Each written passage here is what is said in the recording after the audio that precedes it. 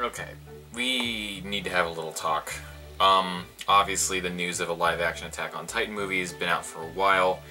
I have remained quiet about it for a while because I've just kind of been waiting to see how it develops.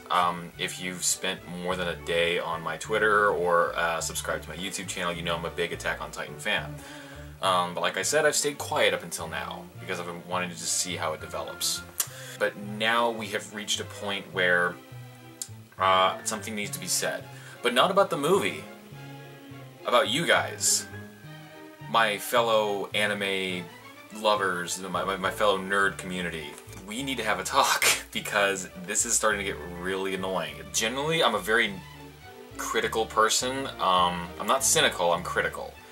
There's a distinct difference. But if you've seen my channel, you know that I can get hung up on nitpicks sometimes. But when I look at the people's reactions to the attack, like the posters that have come out for the Attack on Titan live-action movie, it gives me a headache, and it needs to be addressed because you guys really, like, you're stressing out over the littlest things, and you really don't need to. You guys need to just relax, and I think we ought to just sit down and talk this through and try and reach a more reasonable consensus. Because what you're doing right now is not healthy. So we'll just kind of go through real quick, just bullet point the biggest controversial points in the posters that have come out since most recently. Probably the biggest one being, oh, Mikasa's supposed to be the only Asian left in the story.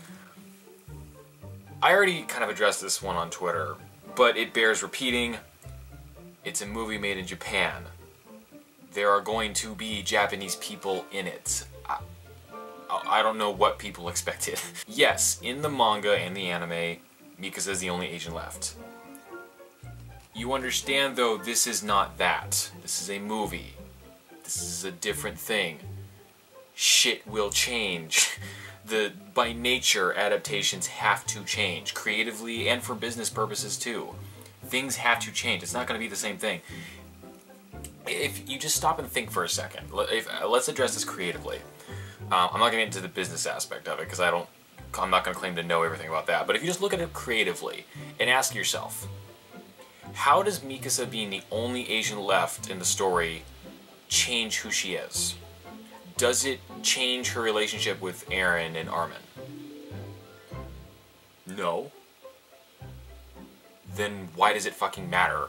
Hell, they're both played by Japanese actors now. You could very well you could so easily just make them actual, like, blood brother and sister. Bam, problem solved. It's not that difficult. Again, her being the only Asian in the story does not change the story. Why does this matter? If you thought that there was going to be a movie made in Japan and not have Japanese people in it, you are delusional. Sukiyaki Western Django is a western shot in Japan. Guess what? It's full of Japanese people. Another really big one was about how, oh, Armin's hair's not the right color. Yeah, remember that time in Attack on Titan when Armin's blonde hair played a pivotal role in identifying the female Titan? Oh wait, that never happened because his hair color doesn't matter. And this is the worst part. People jump all over Armin.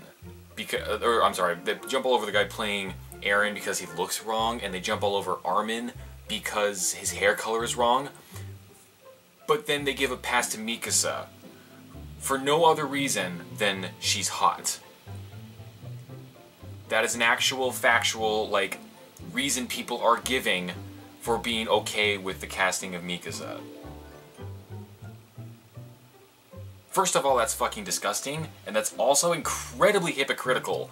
Like, if Mikasa's sexuality or her beauty played, like, some part in the story, I guess.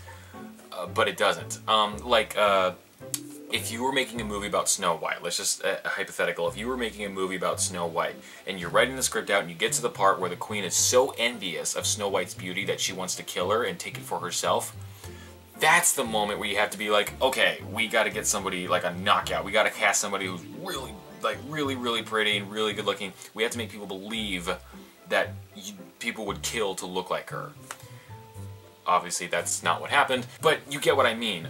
Now, go back through Attack on Titan and find the point in the story for me where that same thing happened with Mikasa's character, where her beauty was such an important part of the role or the character that you would have to get somebody good looking.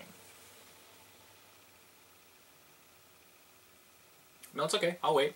So what I'm getting from this is that as long as the character or the person playing that character gets your dick hard, it doesn't matter. That's what I'm getting from this. Also, the girl playing Sasha has black hair instead of brown hair, but I don't see anybody up in arms about that. One of the more well, it's not legit, but one of the ones I could at least see from a certain perspective is some people are raising questions about the poster of Hanji. In the poster, she's got what appears to be an RPG, rocket-propelled grenade. To be fair, this does raise the question of if there's explosive, like long-range weapons and guns in this story, what other technology, like modern-day technology, is going to be available? I get that, and I'll admit that if we sit down to watch this movie and there's planes, trains, and automobiles all throughout it, that's going to be stupid, because then there'd be no point to the 3D gear. But now, having said that, an RPG is functionally the same as a cannon, and cannons have been proven to not be all that effective against killing Titans anyway, so even if this makes it into the movie, which it may not play a factor at all, but even if it does, it's not very likely we're going to see it play a very big role, or we're not going to see it very often. Okay, now the other big one is this whining about filler characters, and I think we should probably talk about what filler actually is. Filler is any kind of unimportant story or character fluff that's meant to just kind of pad out for time. If you think of a story's narrative as the dinosaur DNA from Jurassic Park, then filler is the frog DNA that kind of fills the gaps and connects everything together. Now, these movie-specific characters that everyone's all pissy about, everyone calls them filler characters when you don't actually know that they're filler characters. They feel like filler characters to you because you are under the assumption that the movie is going to be about Eren, Mikasa, and Armin, when you don't actually know that. We don't know. For all you know, they could just be cameos. They'll have one scene and then they're out of the movie. For all you know, this guy is the main character in the movie. You don't actually know.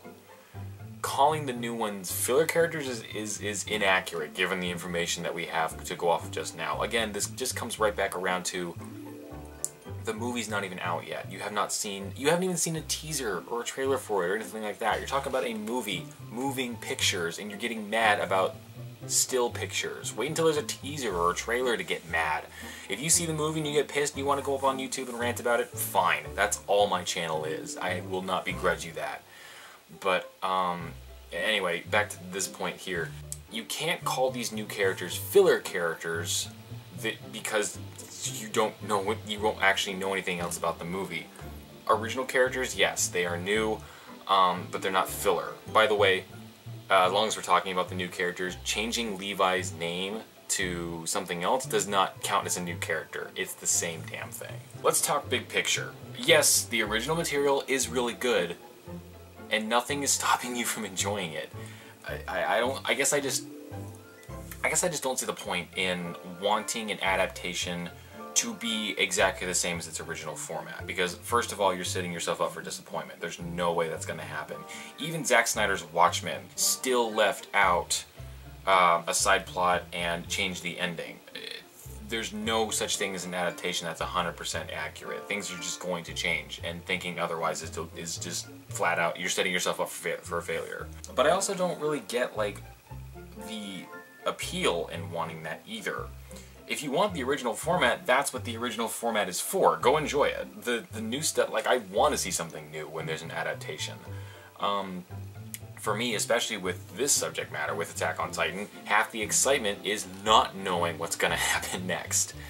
I guess what I'll leave off on is these images that you're seeing here. These posters that everyone's is mad about. This is the price you pay for popularity. This is what happens when something you love becomes popular. The moment that Attack on Titan broke through, like, just like the anime community and became, it got out into the world, it became marketable. Yeah, it's great. I'm not going to begrudge anybody like for wanting to share this with people. It's great to grow the fan base, to share it with people you love and talk about it and grow. But when it becomes popular, people with power notice it and they will see it as a way to keep the cogs in their industry going. That's just how it works. In the real world where we live, that's how life works. It's cruel.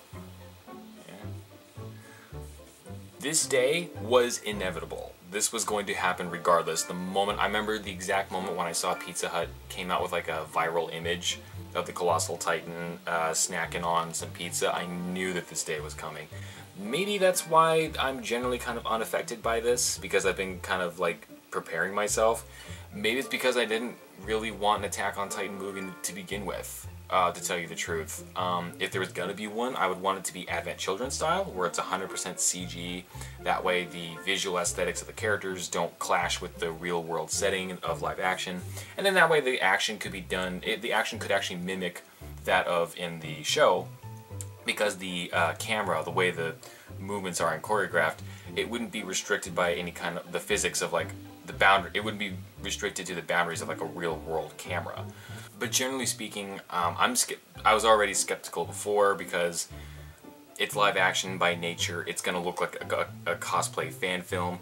I'm even more skeptical now because it has Eren, Mikasa, and Armin in it. I wanted something new and completely original. I wanted the same setting, but new characters. I wanted to see new things being done. And now that it seems like they're doing that, it pushes me away, but strangely enough, it's pushing other people away. And I guess I just don't get it. You guys need to just relax. It's, again, it comes back to shit's gonna change. You should have known that was gonna happen, and you can still enjoy the original material. Nothing's gonna stop you. Nothing's gonna take that away. So, I guess that's all I have to say about that. Just fucking chill out, guys.